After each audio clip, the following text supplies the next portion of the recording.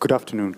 Let me begin by thanking WICI for the kind invitation to moderate this panel.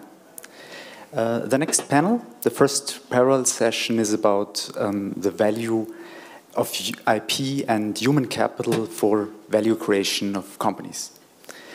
We've now, in the last two preceding panels, already heard the topic of value creation being very prominently featured, and we are now going to contextualize it in a deep dive specifically related to human capital and IP.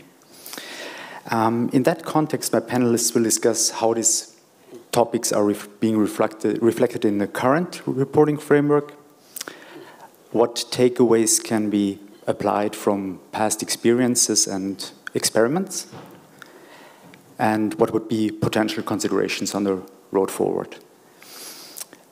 But before we dive into the subject matter, please let me introduce my two panelists. We have here on site Mr. André Gorius, who needs, I think, only very little introduction. He's the president of WICI France, the Institut Français de l'Immatériel. And online we have joining Professor Stéphane Trébucq from the Business School of the University of Bordeaux, where he is a professor of human capital and global performance. So let me start with my first panelist, Mr. André Gorius.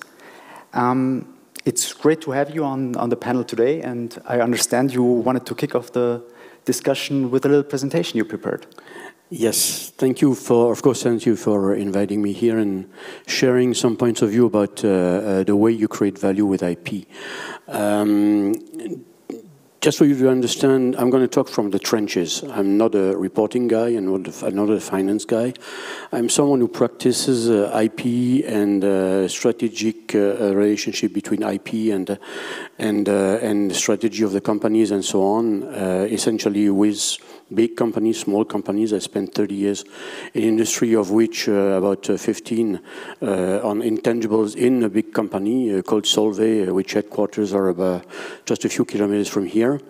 And so I'm going to talk from the trenches. The first thing is that, well, this is something that is really my everyday life.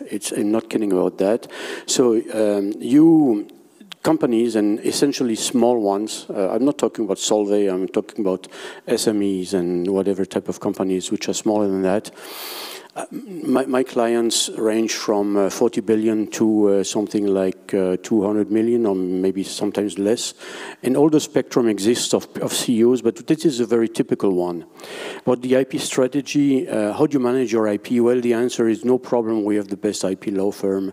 They do that for us. We're very good at that, and so on.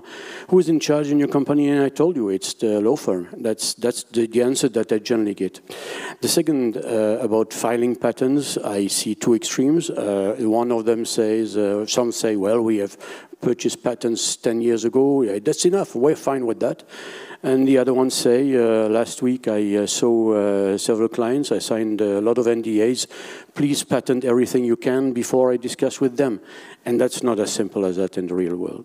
So about filing or keeping secret, we have discussed a lot about, in the Japanese presentation this morning, you saw there's a bunch of other assets than just patents, but the question is, do we file patents? Well, and so one of the obvious things is we have developed a beautiful process to produce this glass. Can you file a patent? In this case, yeah, but you have to be aware that in something like 18 months, everybody will know how you do the glass. They can copy you, and it's not going to be easy to find out if they really use your technology or not. And so these are the questions that we are asking with the CEOs, and when we explain them, then things are changing. Between the black part and the blue part, generally several months and sometimes several years pass, but at the end they ask us to get organized. hire new IP managers, and so on and so on. And so that's really what we have to face every day. So IP is not only about that. This is something which just illustrates what has been said this morning. I'm not going to spend a lot of time in this. We heard that 70 to 90% of company values are intangible. Sometimes trademarks and licensable intangibles are only 30 to 60, and so there must be a huge part of other things in there. And these things are most of, and here I will refer to what my colleague and friend Stéphane is going to say later, what's in the head of people. And it's explicit sometimes, it's written, but sometimes it's completely implicit. And that's also the kind of thing that we have to deal with. So it's not as simple as just defining an IP and then putting a value on it. Managing value creation through IP means a lot of things. Of course, we have been talking a lot about reporting here, but inside companies, you have to define your R&D strategy. You might have to define M&A targets, make or buy technologies, I mean basically licensing technologies in or making your own research. Reporting, of course, I'm not going to talk about that. You know much more than me. Then there are intra-group technology transfers, basically all the questions related to transfer pricing. In and out technology transfers is never easy, and management of data and AI-based information and decisions. There have been a lot of discussion about that. I'm not going to insist a lot of that, but these are all the features of value creation through IP that I face in my everyday life. Management, to me, I'm a physicist. I forgot to tell you that. I'm a physicist who evolved into this world. I was present in 2015 to the first WICI conference in Paris, and I didn't understand more than 20%, and today I think I improved a little bit. But basically, our position is always to, you need, if you want to improve something, you have to measure it. So IP value is an opinion, as we said. IP value is just deciding what you think the future is going to look like. Depending on facts, circumstances, and necessarily varying with time. Many clients ask me, you told us last year that it was $1 million and today it's worth 300K. Why? I mean, the answer is because things evolve. All these are living bodies. Management by qualitative features, many things have been said in the previous panels. Clear that WICI here, that's the reason why I joined WICI, is because KPIs and all these things saying that if we measure we are going to be better is in the WICI. And of course there are many combined approaches, and what I see is that use everything and use IP value as variations in time. If your IP today is better, you think is better than you had 5 years ago, then you have been making progress and you're on the right track. If it's the contrary, well, you better worry. And that's the way we use IP and IP value. And we correlate it, of course, with the KPIs and with the way the IP contributes to the business. There are still a lot of challenges just for defining some values, and I'm the value guy, the numbers guy. Building trust. There is today no real and significant scrutiny. I can give you any number. If your auditor is happy, everybody's happy. And it can be any number. I have examples, and I'm not going to give you many that here, but many tailor-made values occur. I mean, find me the evaluator, it tells me this is going to be 10. That's it. That happens. I'm not. It's not a secret. Everybody knows that, and nobody says so. I do. And there are standards. There are many guidelines. There are many checklists. IVSC is a very beautiful standard, and so on. IFRS has some standards, but underlying theories and practices are far from ideal. CAPM. Some of you. We heard about beta. I mean, I'm a physicist. I can tell you I don't believe in beta. Very simply, because CAPM has premises which are not true. And CAPM is the only theory I know. I'm 63 years old. It's the only theory, in parentheses, that I know which hasn't evolved since then. I mean, to me, it's not a theory, full stop. Relying on models with too restricted assumptions, well, Black shows it's too restrictive. Even new developments, partial differential equations, fast Fourier transforms. Look at the hypothesis first. If the hypotheses apply to the real world, use them. If they don't, find something better. So what is needed? What is needed is a regulated profession. I don't say that myself. In 2013, the EC has launched a survey.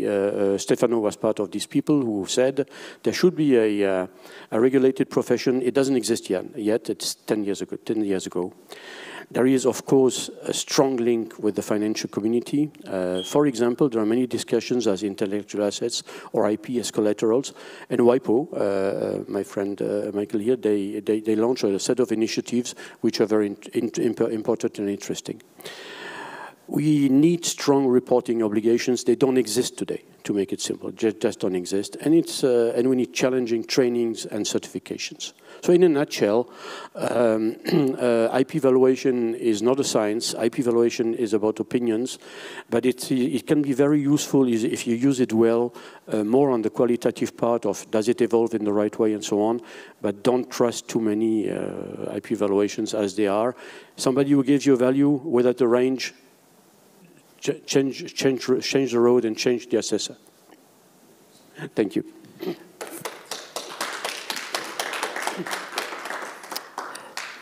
Thank you very much, André, also for featuring WIPO's work in your presentation. Maybe before we move to Stéphane as our next panelist, can I ask you a few questions about that? I mean, we now heard your perspective from the field. How would you suggest, or I mean, what can be done to ensure that businesses use intellectual property more in their corporate strategy? Okay, in my experience, there are only 3 ways. The first one is example. The second one is example, and the third one is example. I've never been able to convince any CEO, CFO, CTO, whoever, without showing him some results of other companies who have done it and who have been successful. Not statistics, real examples, meaning that I took CEOs and general CEO and CTO or R&D manager or this kind of people or CFO plus R&D manager and visit labs, visit the way people manage their technology, their R&D, and how they use all the, let's say, the spectrum of possibilities provided by IP and registering rights and so on to improve their businesses. And that tells. I mean, that's the only way I know. Sorry to be a little bit blunt here, but that's the only way I know. Thank you. In your experience, what's the reason for the current underreporting of IP? I mean, we've now heard a lot about reporting. And by the way, that's obviously also the case for other intangibles. Well, I don't think there is one reason. There are many reasons.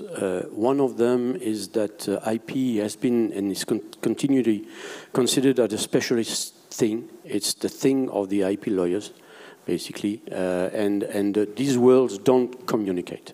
They don't talk about. They don't talk to each other.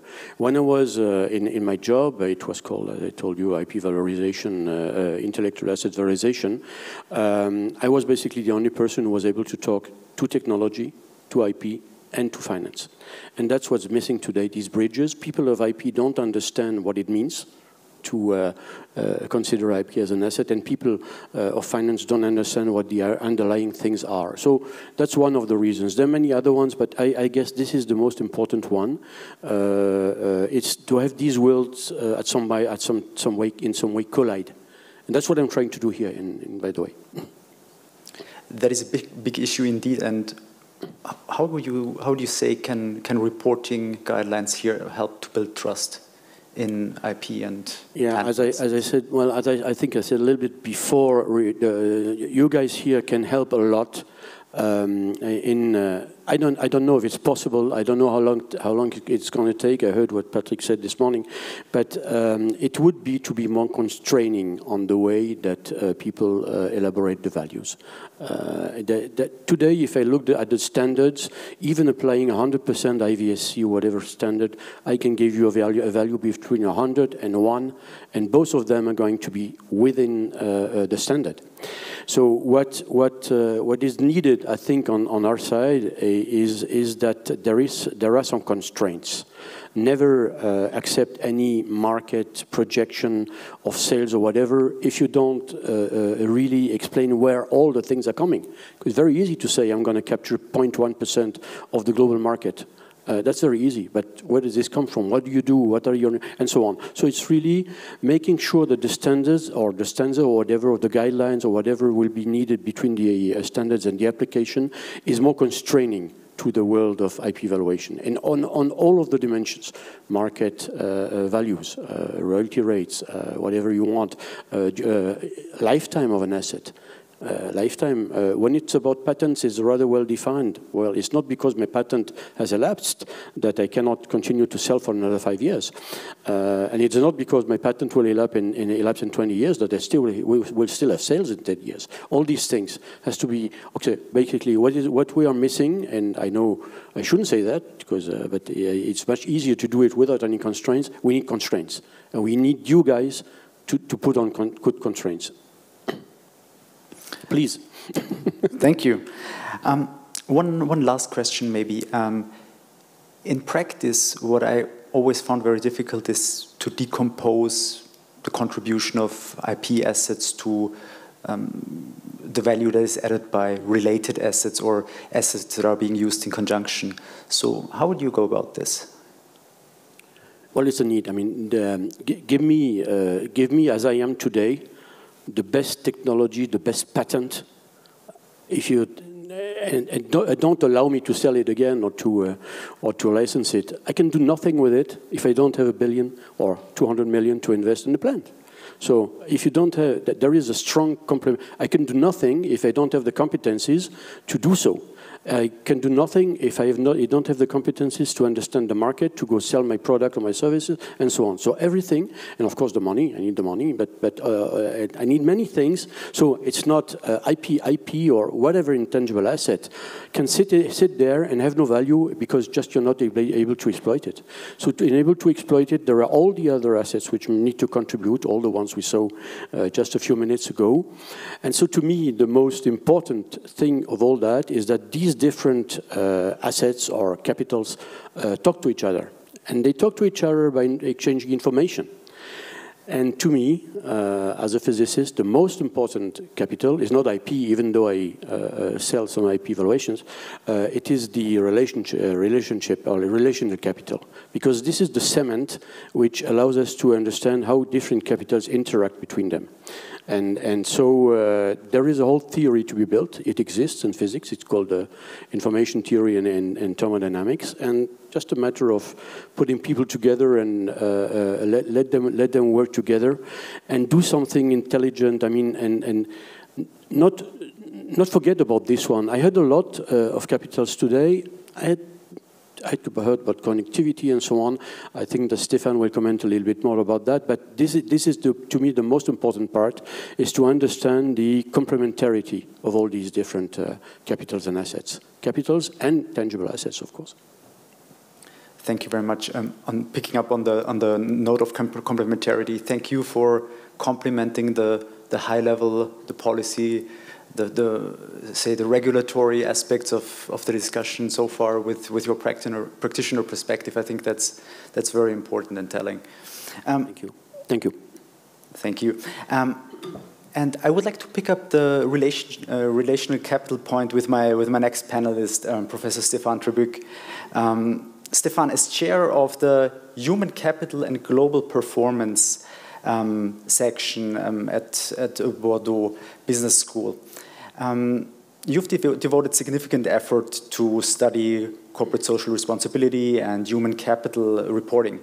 May I ask you to kick off the presentation, well, the discussion with your presentation? Okay. Yeah. Can you pull up the slides, please? The next one. Okay. So you're welcome, Michael, if you want to raise some, perhaps the first question.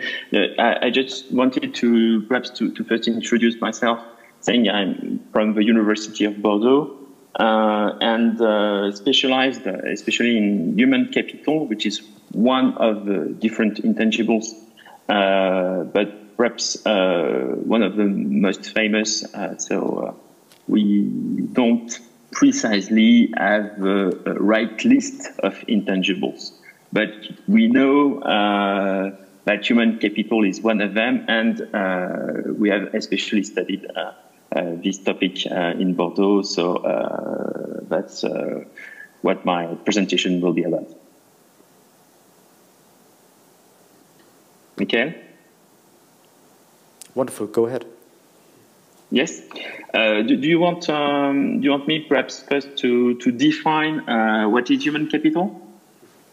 I think that would be a great start of the discussion. Okay, so let's start. We can go to the next slide if you want. Please, thank you. So here, that's a very interesting paper that has been disclosed and published 4 years or 5 years ago. And the idea was very interesting. It was to interview from the perspective of industrial small and medium-sized enterprises experts. And those experts have tried to define what they were putting into the box of human capital. So in this picture, we see the key topics.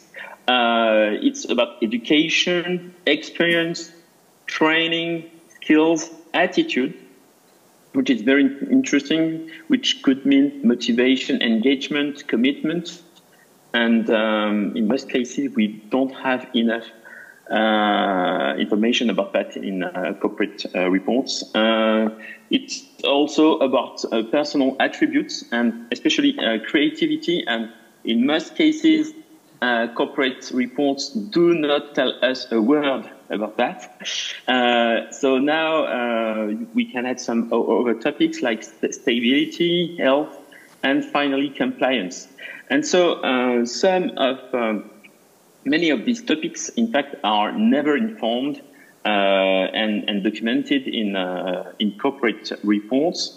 So we will see later, we have made a study about integrated reports in France. But generally speaking, some topics are quite difficult to grasp.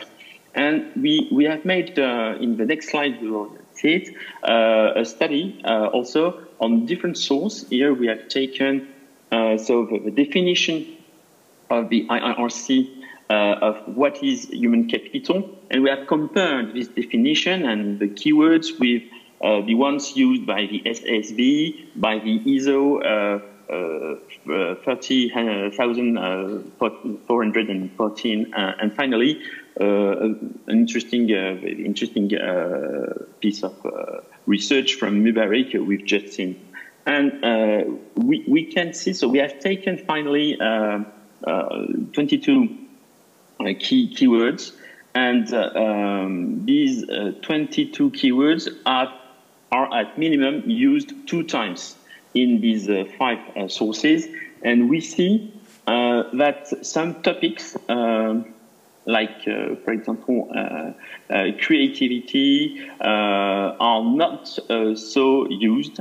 And also that there is a number of keywords defining what's in the box, but most of the time, all these standard setters do not have precisely the same view. So, but if we would like, and if we wanted to go further, I think it could be possible. It's just a matter of will, I think, and with groups of experts, it could be very interesting to go further and perhaps go more into detail. So, but what I can say about definition. So, of course, my next point might be also to make a comparison between the way academics grasp this concept and the way, in fact, standard setters grasp it. So that's in my next slide. And you can be slightly surprised because if you go back to the work of Gary Becker, who obtained the Nobel Prize for his work, he's talking about specific human capital, but you will never read any word about this specific human capital. And it's a very interesting topic because it raises the question, why employees might invest very specific human capital into the company. Another point, based on the work of Ploliart in a famous paper from 2014, he says, and with his co-authors, he says that, in fact, human capital, it's a multi-level concept. Well, it's not only about the company, it's not only about individuals, it's also about groups and people working in groups. And most of the time, we do not have this multi-level analysis of what is human capital within the company. We also have few information about creativity. And finally, there is a kind of confusion between what is really human capital if we are we base our definition about knowledge. It might include the participation of external stakeholders. So we have a kind of external human capital. And most of the time, people consider that human capital is only about employees within the company. So we have talked in the previous session about boundaries. So here there is a question of boundaries also about human capital. Thank you, Stéphane. Just allow me a question, if I may. Yes. You now talked about the academic perspective. Did you discover a difference on how managers or investors would view human capital? Yes, definitely. As I was saying, in the academic articles, we talk about human capital and specific human capital. But if you look at papers from standard setters, I don't think you will hear any time about specific human capital, because nobody knows really what is specific human capital in practice. And people are not very rigorous in the way they grasp concepts. So, for example, when Ploliart says it's also about psychology and psychological behaviors, nobody knows how to grasp these psychological aspects of human capital. If we talk about engagement, for example, we have in the academic literature specific scales and recognized scales and validated scales to measure engagement. But you will never see anything in the works of standard setters about these matters, you know. So there is a gap, a knowledge gap between what is said about human capital from the perspective of practitioners and what is said about human capital from the perspective of academics. I'm absolutely persuaded about that. Thank you very much. Okay, so perhaps we have a question about Mary Adams. We'll go back to that. But I would like also to go back to the comment of André. It's totally right. Within the definition of human capital, we have also to better understand what are the differences, but also the links between social capital, relational capital, and any other capitals. But that's what we might call also connectivity. So perhaps we could go back now to what was the project of integrated reports, and that might be my next slide. Yes. So at the beginning, I mean, in 2014, it has all started, you know, with the Enron scandal in 2001. And finally, it has finished with this new framework of integrated reports.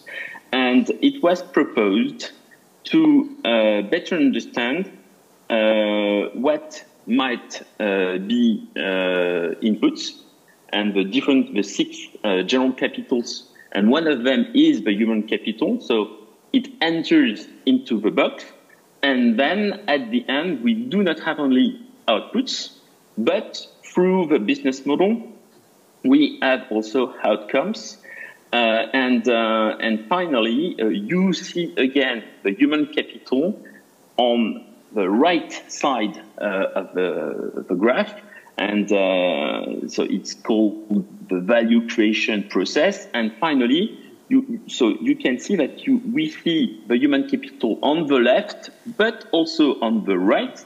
What is relatively strange when you look at the definition of what is human capital, it's a definition from the internal side of the company. We never see a definition from the external side, or about the externalities, or about the external human capital. So it's relatively strange, but it was interesting to notice that human capital might be outside the company, and in order to attract, for example, talents, but it could also have an impact on the territories, on the communities, and on any other stakeholders, especially the country where the company is settled, and might probably elsewhere, because if you take Microsoft, for example, Microsoft has impacts all over the world.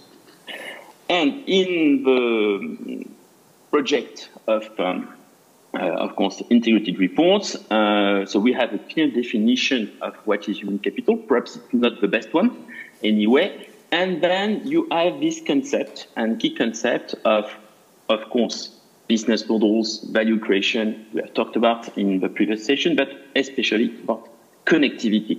And this graph here is not very clear about what might be connectivity, because we do not see the links, but normally we should understand through an integrated report what is or how human capital might be connected to other topics, other capitals, in order to create value. So that was the project, the original project from the initial project in 2014.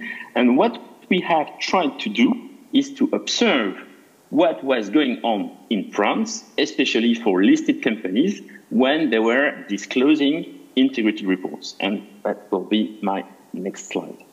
Very good. So you're going to explain us whether that promise of connecting it. So our big surprise, you know, there is a lot of numbers here, but I'm going to explain. There is one table on the left and one table on the right. So I will start with the table on the left. In the table on the left, what we wanted to show is it's a big surprise for us, because the IIRC was asking all companies to talk about human capital. We have been absolutely astonished and surprised that around 50% of companies were not talking about human capital, even in their integrated report. So it's absolutely incredible, you know. And so we then tried to check if the different keywords I've shown to you were more used when the expression of human capital was in the report, compared to reports not using this expression. And as you see in yellow here, there are huge differences between these two categories of reports. So it might be a huge signal when you look at companies talking about human capital, but using the expression. It means that most of the time it's not an expression used at random, and companies try to explain what's going on. Most of the time it's narrative information, and it's very general information. So the quality of information is very poor. So at this moment, and on the years, and we have made an observation on more than 6 years in France. During these years of experiments, finally, it's around 6 years. Anyway, we have been relatively disappointed by the quality of what was said. It's very general, but it's enough, you know. Companies are not pushed by the standard to disclose much more than that. So it's enough in some cases to describe a little bit about what is human capital management within the company. And so the next question for us was to understand why this expression was used and appeared in the integrated report. And so what we have found, it's on the right side of the slide, we have seen that, in fact, these companies disclose such information. It's mostly related with corporate governance topics. The more women and the more independent board directors you have, the more you will have, you might have,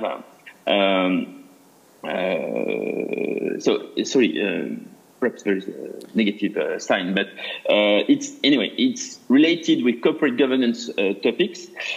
It might be related also with the age of the company. So if you need a lot of to raise funds, probably you will be more pushed to disclose information about human capital.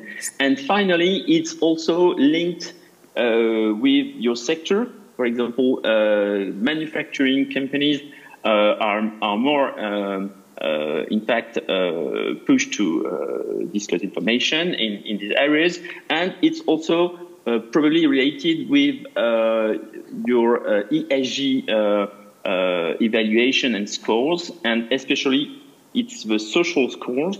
So when you are already advanced in these areas, it's better for you to disclose and you can disclose information in these areas. And it's not especially related with environmental scorings, which means that, in fact, in practice, companies who are well scored in social topics are not automatically well scored in environmental topics. So it might be relatedly different. Stéphane, conscious of the time, what advice would you give to standard setters to take on board, you know, what's been learned in this experiment? Thank you. Yes, Michael. So our lessons, and you can go to the next slide if you want. Our lessons of these observations mean that finally, when you have a very general standard, companies start to do what they want. Some of them disclose or use the term human capital. Others do not. It's almost incredible, and so they use it as a very fuzzy signal to explain that they might be better than others. So it's mostly related with impression management, and so our finally. Advice for future standard setters would be to be more clear in what precisely might be considered as useful information, but we would recommend standard setters to achieve rigorous academic literature about the concept, and then also try to propose some standardized measures that might help investors to better compare companies from one to another. So we absolutely understand that, and we agree with the EFRAG on this point, that some indicators might be used and be sector agnostic. Some others might be defined at the sector level, and in practice, perhaps some other indicators might be company specific. thank you very much also for here connecting the past to the future. And I do think that there were some very interesting points and considerations to be taken account to pave the road ahead. With that, first of all, may I ask for a little round of applause for our panelists? Thank you very much. And conscious of the slight time overrun, I would still like to open the floor to any questions you may have from the audience. Please.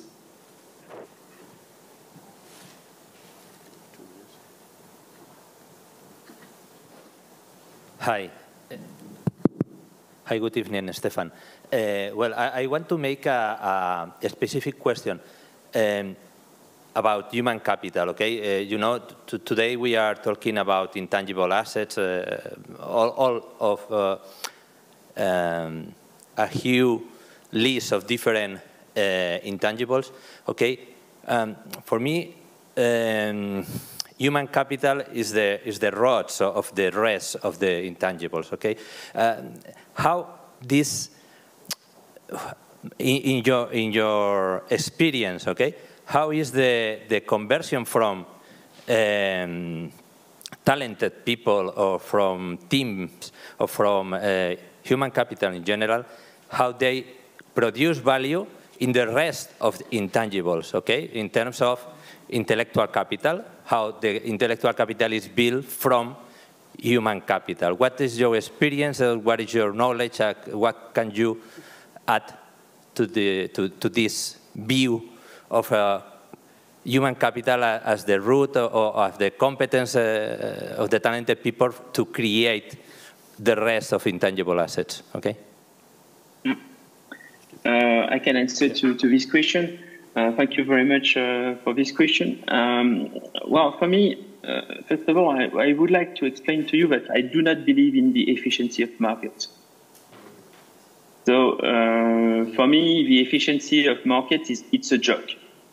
And people who define intangibles in reference with the value of markets, it's a joke because markets should have a better information to better understand what is future value. So if you refer to the value of markets in order to understand what is intangibles, there is a kind of circularity here.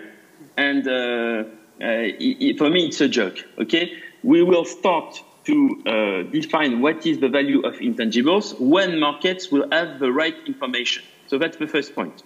The second point, in all what we say, we do not have the beginning of an understanding of what's going on, because most of people in management science and also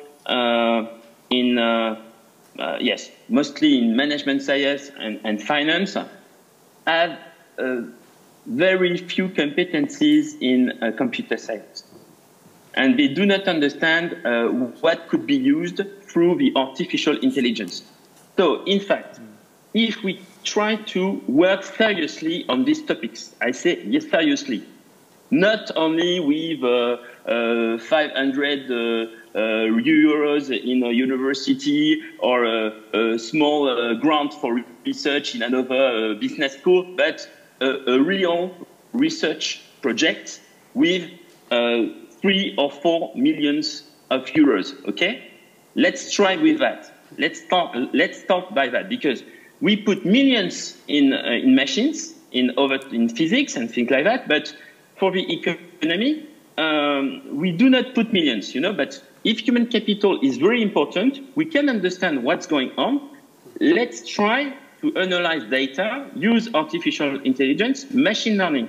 For example, I'm also relatively surprised. Stéphane, sorry, I think the example may have to wait. I'm terribly sorry to cut you off here, okay, but I'm getting signs from the timekeeping. I think it's possible to analyze the value creation, but be careful also.